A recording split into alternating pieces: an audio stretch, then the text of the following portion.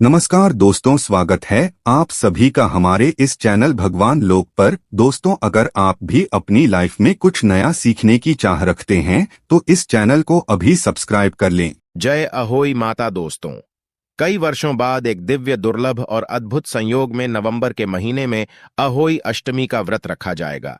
यह व्रत करवा चौथ के ठीक 4 दिन बाद आता है। दोस्तों, अहोई अष्टमी व्रत महिलाओं द्वारा अपनी संतान की लंबी आयु और संतान प्राप्ति की कामना से रखा जाता है और इस व्रत को पूरा दिन निर्जल रहकर करने की परंपरा है। दोस्तों, शास्त्रों के अनुसार इस दिन अहोई माता का पूजन होता है और इसे हुई आर्थिक या अहोई माता का व्रत भी कहते हैं। और दोस्तों, इस बार यह अहोई अष्टमी व्रत अपने आप में बहुत ही शुभ और फलदायी होने वाला है, क्योंकि इस बार कई सारे चमत्कारी योगों का निर्माण हो रहा है, जैसे कि अमृत से योग, कुबेर योग, बुद्धि योग और सबसे बड़ा धन लक्ष्मी योग। दोस्तों, इन सभी योगों की वजह से इस दिन आप जो भी मनोकामना मांगेगी वह आपकी जरूर पूरी होगी। इसलिए आज की इस वीडियो में हम आपको अहोई अष्टमी के व्रत से जुड़ी सभी जानकारियां देने वाले हैं, जैसे कि पूजा का शुभ मुहूर्त कब होगा, व्रत का पूर्ण फल प्राप्त करने के लिए क्या करें, और इस दिन कई ऐसी छोटी छोटी बातें होती हैं जो विधिवत तरीके से न की जाए तो व्रत टूट सकता है, इसका फल प्राप्त नहीं होता है। तो इस समय कौन सी चीजों से बचें, इस पर्व पर क्या खरीदें और क्या ना खरीदें, और इस दिन भूल से भी ना करें ये 5 गलतियां। इसके साथ ही हम आपको गुरुजी द्वारा एक ऐसा उपाय बताएंगे जिसको करने से आपकी संतान की आयु लंबी होगी और निसंतान को संतान की प्राप्ति होगी ही, साथ ही आपके सभी कष्ट और गरीबी का नाश हो जाएगा। तो दोस्तों, ये सारी जानकारी आपको इस वीडियो में प्राप्त होगी, तो वीडियो को आखिर तक जरूर देखें। और अगर आप भी अपने जीवन में महादेव और अहोई अष्टमी माता की कृपा पाना चाहते हैं तो इस वीडियो को लाइक करके चैनल को सब्सक्राइब कर ले और कमेंट में जय अहोई अष्टमी माता लिखना न भूलें। दोस्तों, साल 2023 में अहोई अष्टमी का व्रत 5 नवंबर रविवार के दिन रखा जाएगा और इस दिन पूजा का शुभ मुहूर्त होगा शाम 5:33 से शाम 6:52 तक, और इसकी कुल अवधि 1 घंटा 18 मिनट की होगी। दोस्तों, इस दिन चंद्रोदय का समय होगा रात्रि 12:02 और तारों को देखने के लिए शाम का समय होगा सायंकाल 5:58 पर। वहीं दोस्तों, अष्टमी तिथि शुरू होगी 5 नवंबर प्रातःकाल 12:59 पर और अष्टमी तिथि समाप्त होगी 6 नवंबर प्रातःकाल 3:18 पर। दोस्तों, 2023 पंचांग के अनुसार साल 2023 में 5 नवंबर के दिन अहोई अष्टमी के साथ राधा कुंड स्नान, मासिक कृष्ण जन्माष्टमी और कालाष्टमी भी मनाई जाएगी, जिससे इस दिन का महत्व और भी अधिक बढ़ जाएगा। मान्यता है कि अहोई अष्टमी के दिन राधा कुंड में स्नान या धूप की लगाने से श्री कृष्ण की प्रेयसी राधा रानी का आशीर्वाद प्राप्त होता है और सुयोग्य संतान की प्राप्ति होती है। आइए अब आपको बताते हैं अहोई अष्टमी व्रत पूजा विधि। दोस्तों, शास्त्रों के अनुसार अहोई अष्टमी के दिन व्रती मही को सूर्योदय से पूर्व उठकर स्नान के बाद निर्जल व्रत का संकल्प लेना चाहिए। इस दिन सबसे पहले पूजा के लिए घर की साफ दीवार पर अहोई माता से वो उसके 7 पुत्रों का चित्र बनाएं और वहां पर जल से भरा कलश रखें। और इस दिन सायंकाल तारे दिखाई देने के समय पूजा का विधान है। दोस्तों, पूजा में ही चांदी की अहोई बनाएं। सांझ के समय में अहोई माता को रोली चावल, कुमकुम, अन्य पूजन सामग्री अर्पित कर मीठे पुए का भोग लगाएं। और अब हाथों में गेहूं के दाने लेकर व्रत कथा पढ़ी या सुनी और आरती करें। इसके बाद रात्रि में तारों को देखने के समय में अर्घ्य देकर व्रत संपन्न करें। दोस्तों, अब आपको बताते हैं अष्टमी के दिन क्या करें और क्या ना करें। दोस्तों, ऐसी मान्यता है कि अहोई अष्टमी के दिन व्रत रखने वाली महिलाओं को सिलाई और मिट्टी से संबंधित कार्य नहीं करने चाहिए और इस दिन और अहोई माता की पूजा से पहले ही गणेश जी की पूजा करनी चाहिए। और अहोई अष्टमी व्रत का पारण तारे निकलने के बाद तारों को अर्घ्य देकर ही पूरा करना चाहिए। दोस्तों, व्रत की कथा सुनते समय हाथ में अनाज रखकर कथा सुनना शुभ होता है और इस व्रत को निर्जल रहकर करने की परंपरा है। इस दिन तामसिक भोजन का सेवन नहीं करना चाहिए और व्रत के बाद जरूरतमंदों को दान देने से व्रत का पुण्य कई अधिक बढ़ता है। दोस्तों, अहोई माता माता पार्वती का ही रूप है और उनके पुत्र गणेश और कार्तिकेय है। इसलिए इस दिन पूजा के दौरान पूरे शिव परिवार की पूजा करें। और दोस्तों, अहोई अष्टमी की पूजा के बाद किसी ब्राह्मण या गाय को भोजन जरूर कराएं। तो आइए दोस्तों, अब आपको बताते हैं वह उपाय जिनको आपको इस अहोई अष्टमी के दिन जरूर करना चाहिए।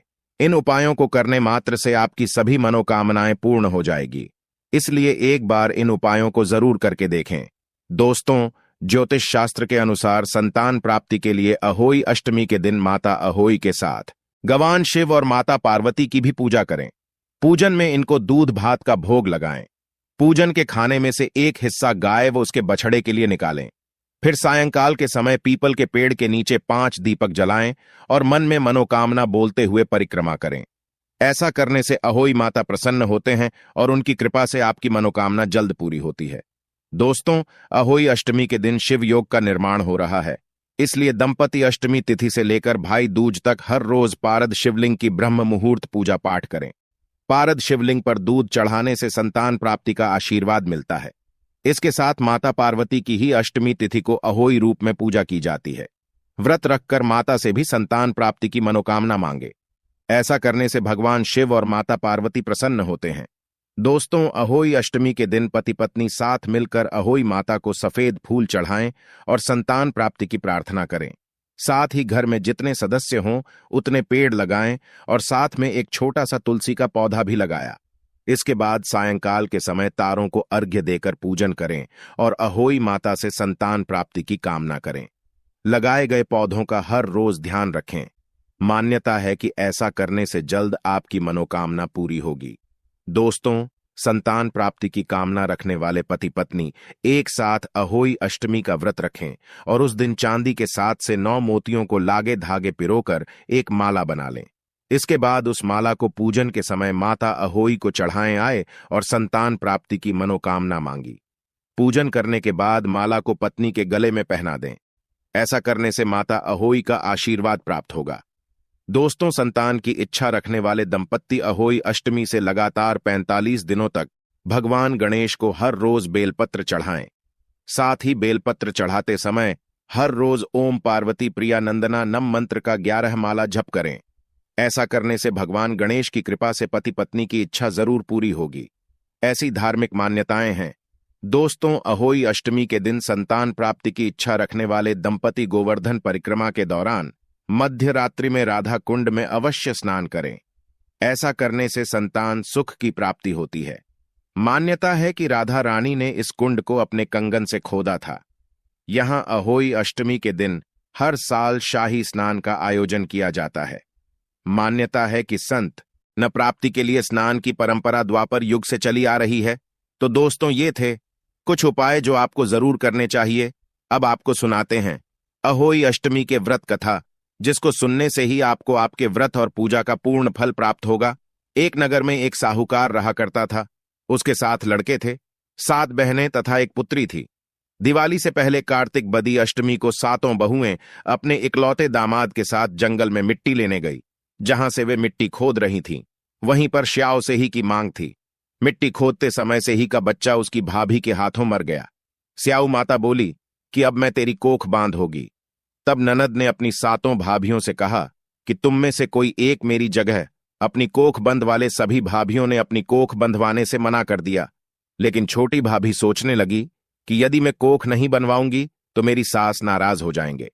यह सोचकर छोटी भाभी ने अपनी ननद के स्थान पर स्वयं को बांध लिया। उसके बाद जब उसे जो बच्चा होता वह 7 दिन बाद मर जाता तो सासू जी नाराज होंगे। ऐसा विचार कर ननंद के बदले छोटी भाभी ने अपने को बना लें। उसके बाद जब उसे जो बच्चा होता वह 7 दिन बाद मर जाता। एक दिन साहूकार की स्त्री ने पंडित जी को बुलाकर पूछा कि क्या बात है, मेरी इस बहू की संतान 7वें दिन क्यों मर जाती है। तब पंडित जी ने बहुत से कहा कि तुम काली गाय की पूजा किया करो। काली गाय स्याऊ माता की भाई है, वह तेरी कोख छोड़े तो तेरा बच्चा जिएगा। इसके बाद से वह बहू प्रातःकाल उठकर चुपचाप काली गाय के नीचे सफाई आदि कर जाती। एक दिन गौमाता बोली कि आजकल कौन मेरी सेवा कर रहा है। आज देखूंगी गौमाता खूब तड़के जागी तो क्या देखती है कि साहूकार की के बेटे की बहू उसके नीचे सफाई आदि कर रही है। गौमाता उससे बोली कि तुझे किस चीज की इच्छा है जो तो मेरी इतनी सेवा कर रही है, मांग क्या चीज मांगती है। तब साहूकार की बहू बोली कि स्याऊ माता तुम्हारी भाई ली है और उन्होंने मेरी कोख बांध रखी है, उनके मेरी को खुलवा दो। गौमाता ने कहा अच्छा। तब गौमाता 7 समुद्र पार अपने भाई के पास उसको लेकर चली। रास्ते में कड़ी धूप थी, इसलिए दोनों एक पेड़ के नीचे बैठ गई। थोड़ी देर में एक सांप आया और उसी पेड़ पर गरुड़ पंख नहीं के बच्चे थे, उनको मारने लगा। तब साहूकार की बहू ने सांप को मारकर ढाल के नीचे दबा दिया और बच्चों को बचा लिया। थोड़ी देर में गरुड़ पंख नहीं आई तो वहां खून पड़ा। देखकर साहूकार की बहू को चोंच मारने लगी। तब साहूकार नहीं बोली कि मां, नन्ने तेरे बच्चे को मारा नहीं है, बल्कि सांप तेरे बच्चे को धंसने आया था। मैंने तो तेरे बच्चों की रक्षा की है। यह सुनकर गरुड़ पंख ने खुश होकर बोली कि मांग तू क्या मांगती है? वह बोली, 7 समुद्र पार स्याऊ माता रहती है, मुझे तो उसके पास पहुंचा दें। तब गरुड़ पंख नहीं ने दोनों को अपनी पीठ पर बैठाकर स्याऊ माता के पास पहुंचा दिया। माता उन्हें देखकर बोली कि आप बहन बहुत दिनों बाद आई। फिर कहने लगी कि बहन मेरे सिर में जूं पर गई है। तब से ही के कहने पर साहूकार की बहू ने सिलाई से उसकी निकाल दी। इस पर स्याऊ माता प्रसन्न होकर बोली कि तेरे 7 बेटे और 7 बहुएं हो। साहूकार ने बोली कि मेरा तो एक भी बेटा नहीं, 7 कहां से होंगे? स्याऊ माता बोली, वचन दिया, वचन से फिरूं तो धोबी के कुंड पर कंकरी हूं।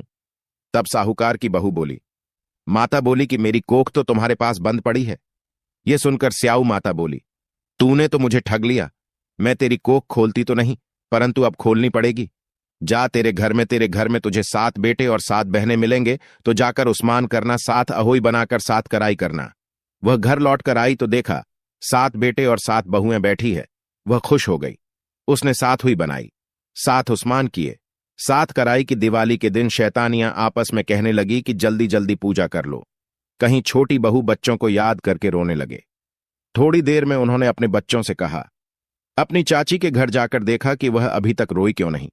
बच्चों ने देखा और वापस जाकर कहा कि चाची तो कुछ मान रही है, खूब उस्मान हो रहा है। ये सुनते ही ढाणियां दौड़ी दौड़ी उसके घर गई और जाकर पूछने लगी कि तुमने को कैसे छुड़ाई। वह बोली, तुमने तो को बधाई नहीं, मैंने बना ली। अब स्याऊ माता ने कृपा करके मेरी को खोल दी है। स्याऊ माता ने जिस प्रकार उस साहूकार की बहू की को खुली, उसी प्रकार हमारी भी खोलो। सबकी खोली कहने वाले की तथा हुंकार भरने वाले तथा परिवार की को खोलिए। तो दोस्तों, आशा करते हैं अहोई अष्टमी के व्रत से जुड़ी हुई यह महत्वपूर्ण जानकारी आपके लिए अवश्य उपयोगी सिद्ध होगी। तो दोस्तों, आपको जानकारी कैसी लगी हमें कमेंट में जरूर बताइएगा। वीडियो अच्छा लगा हो तो वीडियो को लाइक, शेयर और चैनल को सब्सक्राइब करना ना भूलिएगा। आप सभी के मंगल की कामना करते हुए